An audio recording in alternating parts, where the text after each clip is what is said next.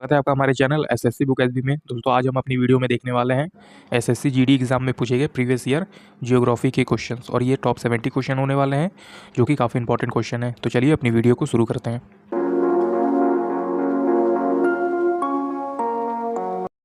पहला क्वेश्चन, कौन सी अक्षांश रेखा भारत के मध्य से होकर गुजरती है जो देश की जलवायु को प्रभावित भी करती है? तो ऐसी कौन सी रेखा है जो भारत के मध्य से होकर गुजरती है? तो उसे कर्क रेखा कहते हैं, जिसे इंग्लिश में ट्रॉपिक ऑफ कैंसर भी कहा जाता है। तो आप याद रखेंगे कि जो अक्षांश रेखा है, मतलब जो कर्क रेखा है, वो भारत के मध्य से होकर गुजरती है और वो देश के जलवायु को भी प्रभावित करती है। अगला है, तमिलनाडु तट पर जो अधिकतर वर्षा होती है वो कौन से महीनों में होती है? तो वो ये अक्टूबर और नवंबर के महीनों के दौरान होती है। तो आप याद रखेंगे कि तमिलनाडु के तट पर जो कि अधिकतर वर्षा होती है वो अक्टूबर और नवंबर के मध्य होती है। अगला है, भारत में अरेबिका कॉफ़ी कौन से राज्य में उगाई जाती है? जो भारत में अरेबिका कॉफ़ी उगाई जाती है वो कर्नाटका स्टेट में उगाई जाती है। तो आप याद रखेंगे कि कर्नाटका स्टेट में अरेबिका कॉफ़ी जो है वो उगाई जाती है।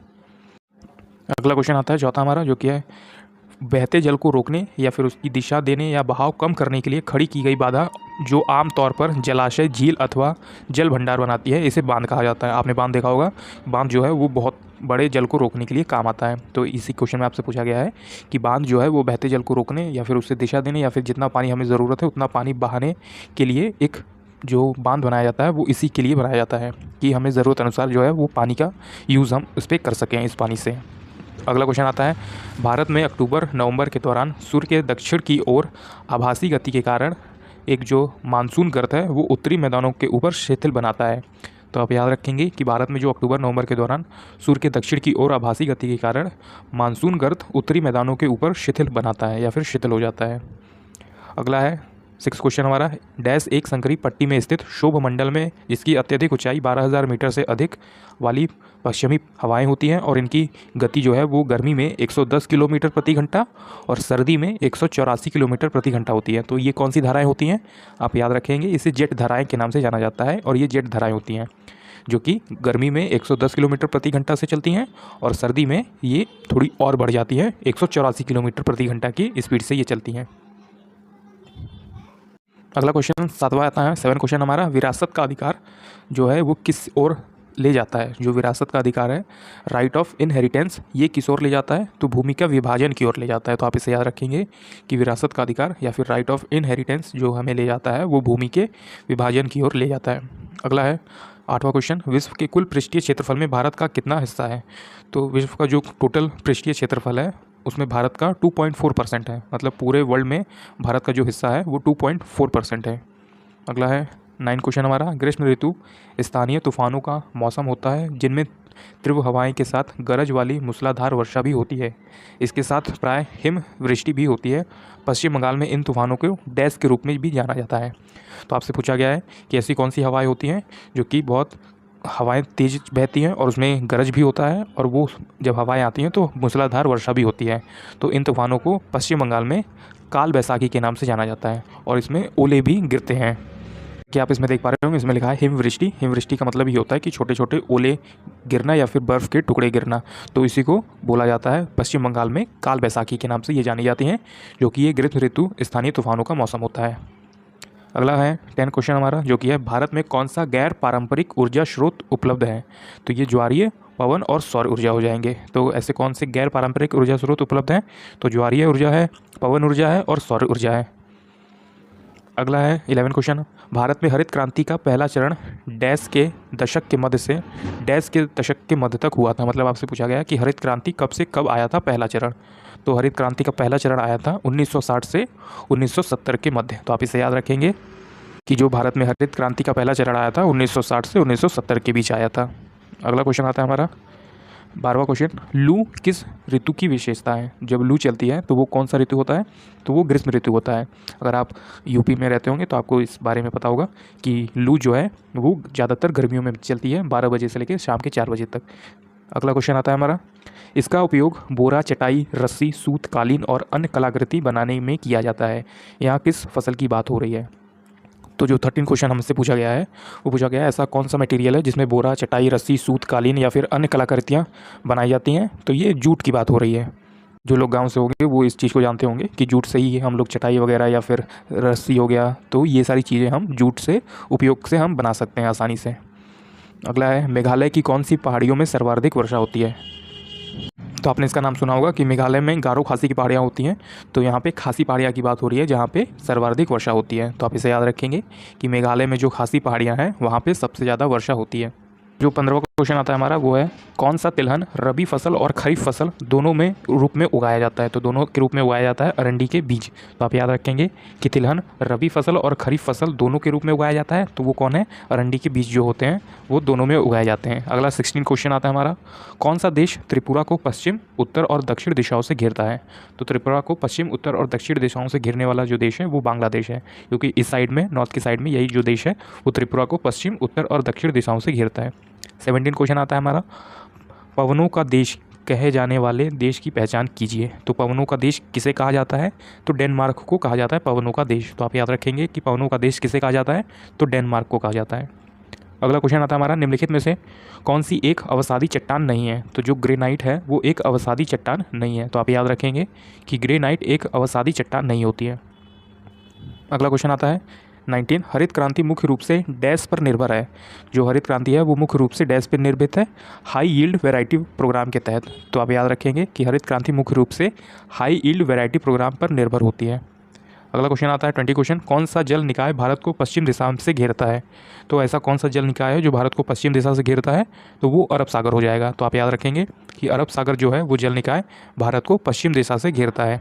अगला क्वेश्चन आता है हमारा इनमें से कौन सा भूकंपीय तरंगों का एक प्रकार है। तो पी तरंगे जो होती हैं वो एक भूकंपीय तरंगों का एक प्रकार है। तो आप याद रखेंगे कि भूकंप तरंगों से रिलेटेड है पी तरंग। अगला है 22 यदि मृदा के सूक्ष्म कणों का अनुपात अपेक्षाकृत अधिक होता है तो इसे मृदा कहा जाता है। जो मृदा के सूक्ष्म कण है, जो सबसे छोटे कण है, अगर वो अनुपात का अपेक्षाकृत अधिक है तो उसे मृणमय कहा जाता है। तो आप याद रखेंगे कि उस मृदा को मृणमय मृदा कहा जाता है। अगला है 23 क्वेश्चन हरित क्रांति की शुरुआत डैश में हुई थी। तो हरित क्रांति की शुरुआत पूरे वर्ल्ड में सबसे पहले कहाँ हुई, मैक्सिको में हुई थी। तो आप याद रखेंगे कि हरित क्रांति की वर्ल्ड में पहली बार शुरुआत हुई थी मैक्सिको में। 24 क्वेश्चन आता है हमारा दोस्तों, जो कि है भोपाल झील, जो कि अपने समय से सबसे बड़ी कृत्रिम झील में से एक है। निर्माण उसकी शताब्दी में किया गया था। तो वो निर्माण कब किया गया था, 11वीं शताब्दी में किया गया था। जो भोपाल की झील, जो कि एक अपने समय की सबसे बड़ी कृत्रिम झील है, मतलब खुद से बनाई हुई झील है, तो वो किस शताब्दी में बनाई गई थी, उसका निर्माण कब हुआ था, तो 11वीं शताब्दी में वो बनाई गई थी। अगला क्वेश्चन आता है भारत एशिया के किस भाग में स्थित है। जो भारत एशिया के दक्षिणी भाग में स्थित है। तो आप याद रखेंगे कि पूरे एशिया में जो साउथ का हिस्सा होता है, दक्षिण का हिस्सा होता है, वो भारत जो है उस जगह पे स्थित है। तो आप याद रखेंगे कि एशिया में जो है वो भारत दक्षिण एशिया में स्थित है, दक्षिण दिशा में स्थित है। अगला है 27 क्वेश्चन उत्तर प्रदेश किस देश के साथ अपनी अंतर्राष्ट्रीय सीमा साझा करता है। जो उत्तर प्रदेश के साइड में ऊपर की तरफ है वो नेपाल पड़ता है। तो वही एक देश हो जाएगा जहां उत्तर प्रदेश जो है वो अपनी अंतर्राष्ट्रीय सीमा साझा करता है नेपाल के साथ। तो आप याद रखेंगे कि नेपाल के साथ जो है वो साझा करता है भारत का स्टेट उत्तर प्रदेश। अगला है निम्न में से कौन सा सौर मंडल का बड़ा ग्रह है, मतलब बाहरी ग्रह है। तो सौर मंडल का बाहरी ग्रह होता है शनि। तो आप याद रखेंगे जिसके चारों तरफ रिंग होते हैं तो वो हो जाएगा शनि ग्रह, जो कि सौर मंडल का बाह्य ग्रह है, मतलब बाहरी हिस्से का वाला ग्रह है।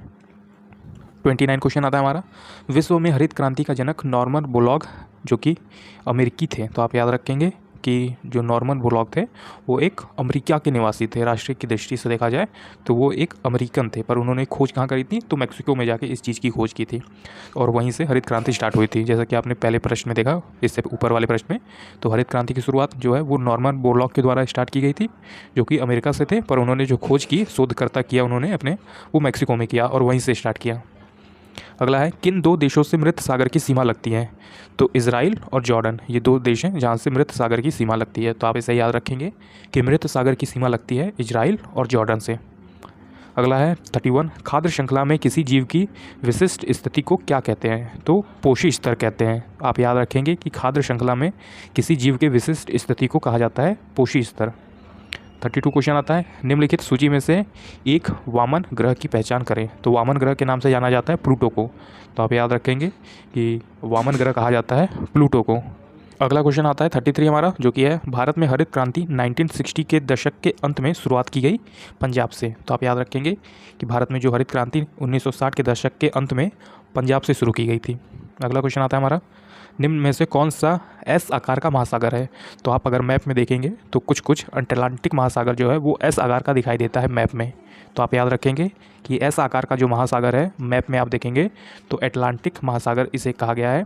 मतलब कि जो अटलांटिक महासागर है वो कुछ कुछ एस के आकार का दिखाई देता है, आप इसे अभी इमेज में देख पा रहे होंगे। अगला क्वेश्चन आता है 35 हमारा, जो कि है भारत में हरित क्रांति की शुरुआत 1960 के दशक में चावल और गेहूं की उच्च उपज देने वाली किस्मों से शुरू की गई थी। तो आप याद रखेंगे कि जो हरित क्रांति की शुरुआत हुई थी भारत में उसमें कौन सी 2 किस्मों का उपयोग किया गया था, चावल का और गेहूँ का। अगला क्वेश्चन आता है हमारा, विश्व में हरित क्रांति के जनक कौन है। तो विश्व में जैसा आपने देखा नॉर्मन बोरलॉग हैं, तो आप याद रखेंगे हरित क्रांति के जनक हैं नॉर्मन बोरलॉग। अगला क्वेश्चन आता है 37, विश्व के जल संसाधनों में भारत का अंश कितना है। तो विश्व के जल संसाधनों में भारत का अंश है 4%। तो आप याद रखेंगे कि 4% जो है वो जल संसाधनों का भारत में अंश है 4%। अगला है 38 क्वेश्चन, भारत में औपनिवेशिक शासन के दौरान कृषि में ठहराव स्थिति रूप से डैश द्वारा टूट गया था। तो ये हरित क्रांति द्वारा जो है वो टूट गया था। तो आप याद रखेंगे कि भारत में जो है वो औपनिवेशिक शासन के दौरान कृषि में ठहराव स्थिति जो है हरित क्रांति की वजह से टूट गया था। 39 क्वेश्चन आता है हमारा, पृथ्वी के एकमात्र प्राकृतिक उपग्रह की पहचान कीजिए। जो पृथ्वी का एकमात्र उपग्रह है, प्राकृतिक उपग्रह, वो चंद्रमा है। तो आप याद रखेंगे कि पृथ्वी का एकमात्र उपग्रह जो है वो चंद्रमा है। अगला है 40 क्वेश्चन हमारा, निम्नलिखित में से कौन सा एक कायांतरित चट्टानों का उदाहरण नहीं है। तो कायांतरित चट्टानों का एक उदाहरण नहीं है वो ग्रेनाइट है। जो ग्रेनाइट है वो एक कायांतरिक चट्टान का उदाहरण नहीं है, मतलब ग्रेनाइट कायांतरिक चट्टान में नहीं आता। अगला है 41 क्वेश्चन हमारा, केरल में सबसे बड़े जलप्रपात का क्या नाम है। जो केरल स्टेट में सबसे बड़ा जलप्रपात है वो अथिरापिल्लई जलप्रपात है। तो आप याद रखेंगे वो अथिरापिल्लई जलप्रपात है केरल में सबसे बड़ा जो है।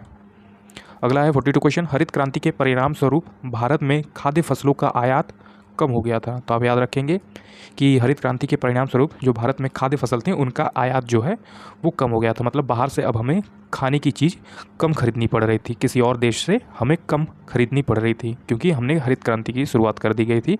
तो इसी वजह से जो आयात था वो कम हो गया था। 44 क्वेश्चन आता है हमारा, डैश उत्तर में खरीफ की फसल और दक्षिण भारत में रबी की फसल होती है। तो तिल। तो आप याद रखेंगे कि तिल उत्तर में खरीफ की फसल और दक्षिण भारत में इसे रबी की फसल भी कहते हैं।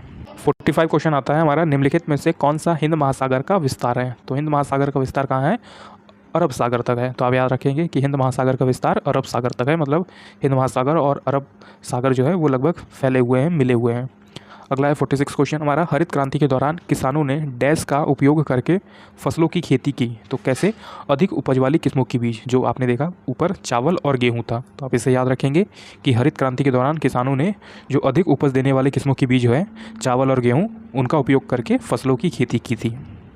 अगला है 47 क्वेश्चन हमारा, किसी भी क्षेत्र का दाब एवं पवन तंत्र किस पर निर्भर होता है। तो वहाँ के स्थान का अक्षांश और वहाँ की ऊंचाई पे। तो आप इसे याद रखेंगे, किसी भी क्षेत्र का दाब और पवन तंत्र किस पर निर्भर होता है, वहाँ के स्थान का अक्षांश और उनकी ऊंचाई पर।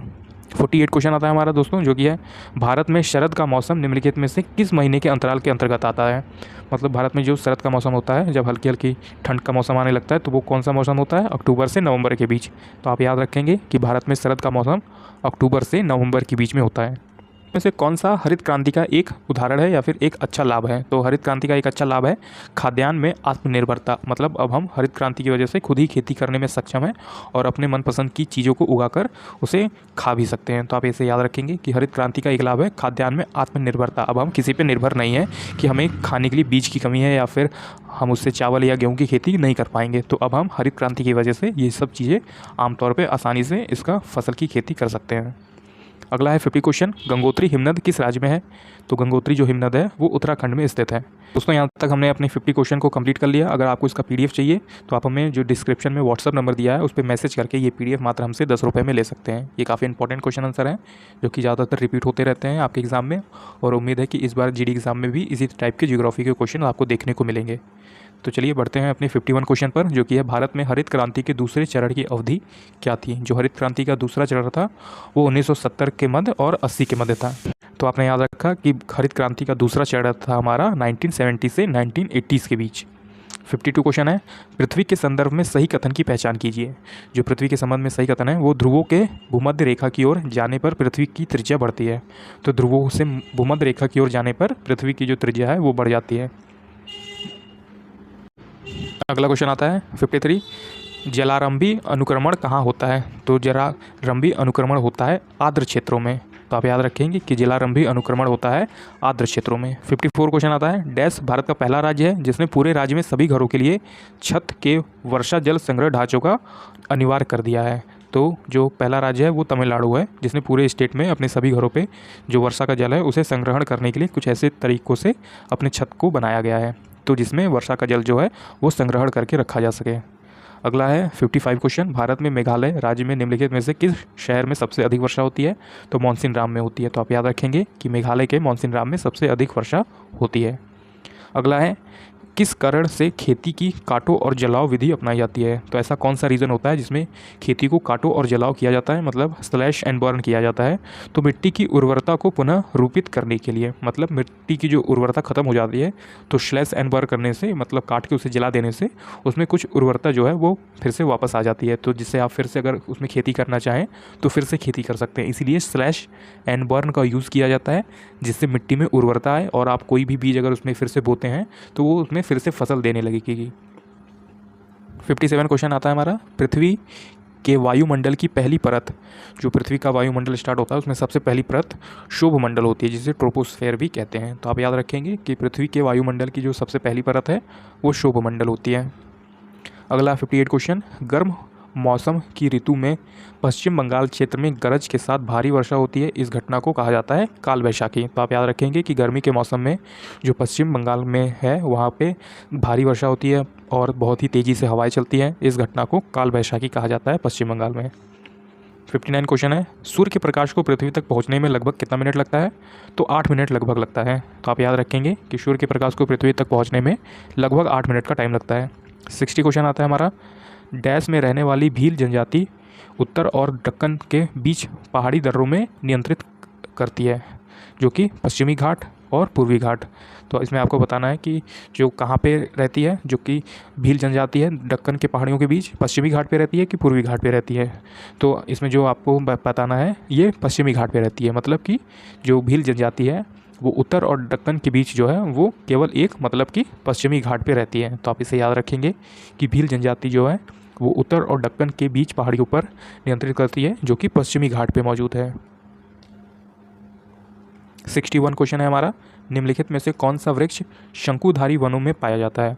तो शंकुधारी वनों में पाया जाता है कीकर। तो आप याद रखेंगे कि शंकुधारी जो वृक्ष है वो वनों में पाया जाता है कीकर। कीकर उस वृक्ष का नाम होता है। अगला 62 क्वेश्चन आता है हमारा, सिंथेटिक उर्वरकों के अत्यधिक उपयोग से डैश होता है? क्या मृदा का निम्नीकरण हो जाता है, मतलब जो सिंथेटिक उर्वरक होते हैं जो खुद से उर्वरक बनाए जाते हैं उससे मृदा जो है वो कम होने लगती है, मतलब मृदा में मिट्टी में उर्वरता कम हो जाती है। तो आप याद रखेंगे कि सिंथेटिक उर्वरकों से जो मृदा का निम्नीकरण हो जाता है, मतलब मृदा धीरे धीरे खराब होने लगती है। अगला है 63 क्वेश्चन, शीतकालीन वर्षा की कुल मात्रा को दिए गए स्थानीय नाम की पहचान कीजिए। तो आप इस क्वेश्चन में याद रखेंगे कि ये कुल मात्रा है इस महावत के नाम से। तो शीतकालीन वर्षा की कुल मात्रा को नाम क्या दिया गया है? महावत दिया गया है। 64 क्वेश्चन आता है हमारा, ज्वालामुखी से निकलकर पृथ्वी की सतह पर फैलने वाले मैग्मा को क्या कहते हैं? तो ज्वालामुखी से जब मैग्मा निकलता है तो वो पृथ्वी की सतह पर एकदम फैल जाता है, जो लाल लाल दिखाई देता है उसी को लावा कहा जाता है। तो आप याद रखेंगे कि ज्वालामुखी से निकलकर पृथ्वी की सतह पर जो फैल जाता है मैग्मा उसे ही लावा कहा जाता है। 65 क्वेश्चन है, तेज गड़गड़ाहट और बिजली के साथ अचानक और लगातार होने वाली वर्षा को क्या कहा जाता है? वर्षा ऋतु का प्रस्फोट, मतलब कि ब्रस्ट ऑफ मानसून। तो आप याद रखेंगे कि जब बहुत तेज़ बादल गरजता है और बिजली के साथ बहुत तेज़ वर्षा होने लगती है, इसी को वर्षा का प्रस्फोट कहा जाता है, मतलब ब्रस्ट ऑफ मानसून कहा जाता है। अगला क्वेश्चन आता है हमारा 66, डैश एक अभ्यास है जिसका उद्देश्य वैकल्पिक मौसम में एक से अधिक फसलों की खेती करना है। तो ये क्या है? बहुविधि फसल खेती। तो बहुविधि फसल खेती ऐसी होती है जिसका उद्देश्य है कि वैकल्पिक मौसम में, मतलब आपने एक मौसम फिक्स किया और उसमें एक से अधिक खेती कर ली, तो इसी को बहुविधि फसल खेती किया जाता है। चाहे वो ठंडी का मौसम हो, गर्मी का मौसम है, बरसात का, तो कोई भी एक मौसम को फिक्स करके आप उसमें 2 से 3 फसल उगा सकते हैं, इसी को बोला गया है बहुविधि फसल खेती। अगला क्वेश्चन आता है हमारा 67 क्वेश्चन आता है, क्षेत्रफल की दृष्टि से भारत का सबसे बड़ा राज्य है राजस्थान। तो आप याद रखेंगे कि क्षेत्रफल की दृष्टि से भारत का जो सबसे बड़ा राज्य है वो राजस्थान है। 68 क्वेश्चन है, निम्नलिखित में से कौन सी तरंग विद्युत चुम्बकीय तरंग नहीं है? तो कैथोड किरणें जो है वो विद्युत चुम्बकीय तरंग नहीं होती हैं। अगला क्वेश्चन है 69, भारत में उस स्थान की पहचान करें जहाँ से उष्णकटिबंधीय चक्रवात उत्पन्न होते हैं। तो बंगाल की खाड़ी और हिंद महासागर, यहीं से जो है वो उष्णकटिबंधीय चक्रवात उत्पन्न होते हैं। तो आप याद रखेंगे कि उष्णकटिबंधीय चक्रवात उत्पन्न होते हैं बंगाल की खाड़ी और हिंद महासागर से।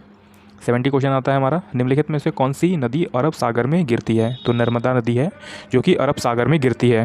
71 क्वेश्चन है, वे ज्वालामुखी जो बहुत लंबे समय से उद्गारित नहीं हुए हैं लेकिन भविष्य में उद्गारित हो सकते हैं, उन्हें क्या कहा जाता है। प्रसुप्त ज्वालामुखी कहा जाता है। मतलब वो बहुत टाइम से एक्टिव नहीं है पर आगे चल के वो एक्टिव हो सकते हैं, तो उन्हीं को कहा जाता है प्रसुप्त ज्वालामुखी। अगला है 70 क्वेश्चन, आज का हमारा लास्ट क्वेश्चन है। तो ये है, डैश की स्थापना 1963 में बीज उत्पादन के क्षेत्र में जिम्मेदारी के लिए विशेष रूप से HYV बीजों में मूल भंडार के लिए की गई थी। तो ये क्या है, राष्ट्रीय बीज निगम। तो आप इसे याद रखेंगे कि राष्ट्रीय बीज निगम की जो स्थापना है वो 1963 में बीज उत्पादन के क्षेत्र में जिम्मेदारी के लिए विशेष रूप से HYV बीजों को मूल भंडार के लिए की गई थी।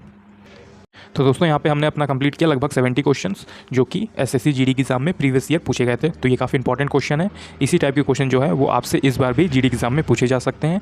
तो उम्मीद है आपको हमारी वीडियो पसंद आई होगी। तो अगर वीडियो पसंद आई तो एक लाइक ज़रूर कर दीजिएगा और अपनी जीडी एग्जाम्स के लिए हमारे चैनल एसएससी बुक एसबी को ज़रूर सब्सक्राइब कर लीजिएगा। मैं आपके लिए ऐसे ही यूज़फुल वीडियो लाता रहूँगा जो आपकी जीडी एग्जाम में हेल्प करे। तब तक पढ़ते रहिए और हमेशा अपने लक्ष्य की तरफ आगे बढ़ते रहिए।